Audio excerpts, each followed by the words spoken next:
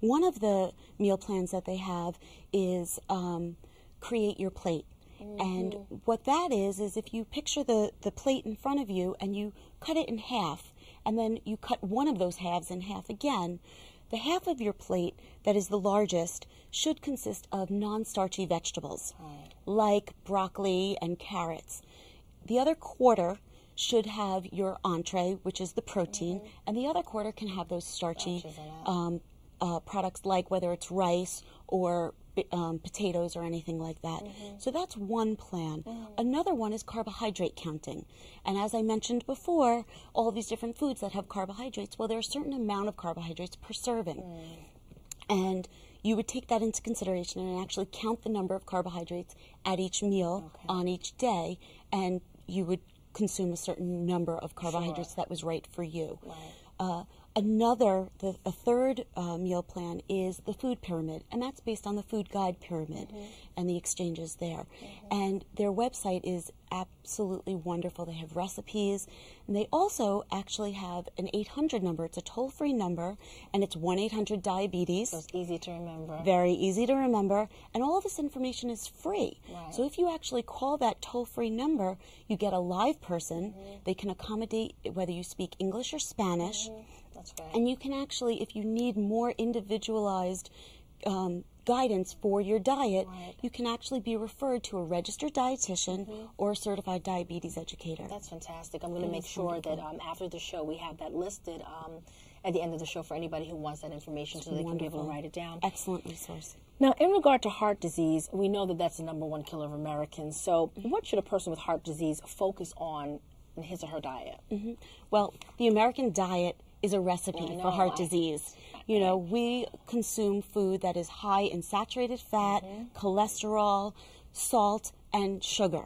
So we really need to change that all around. We need to really regroup and look at what we're consuming.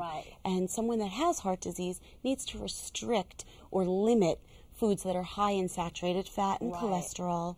They need to limit their sodium intake. They need to increase their fiber intake. So usually that's the lower part.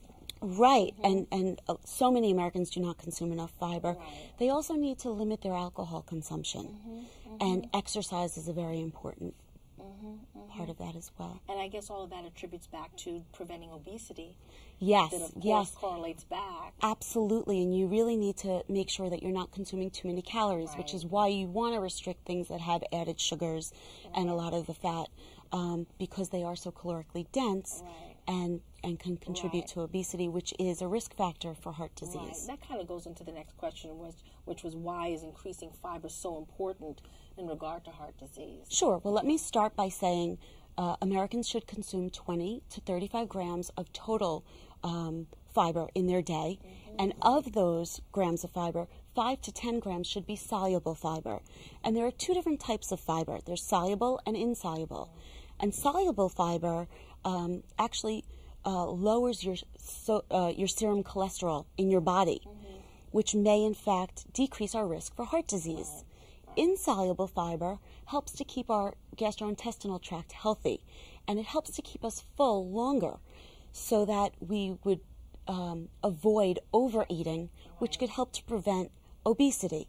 And both types of fiber are very important in helping to control heart disease. So let's talk about fruits and vegetables and whole grains. They're excellent sources of fiber. Excellent sources. That's exactly where you're going to find fiber.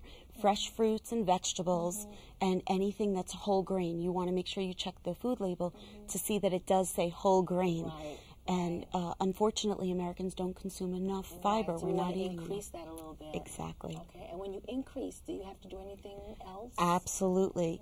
First of all, if you're not used to having a lot of fiber in your diet, you need to introduce it gradually. Otherwise, you're going to have some stomach discomfort. You can be bloated. You can have gas. So to avoid that, add it gradually. And anytime you increase your fiber, you want to increase your fluid. If someone in the community wants to get more information about heart disease and they want a resource, where can they go for that? The American Heart Association is a wonderful resource, and they also have a website, and I believe it's www.americanheart.org. That's right. So on their website, They talk about the different types of fat and cholesterol. And they give a great explanation of all the different types of fats so that you can really educate yourself. And it's really important if you have heart disease that you're familiar with the different types of fats that are out there. Sure. And they also are an excellent resource for exercise tips, recipes, and a lot more nutrition information as well.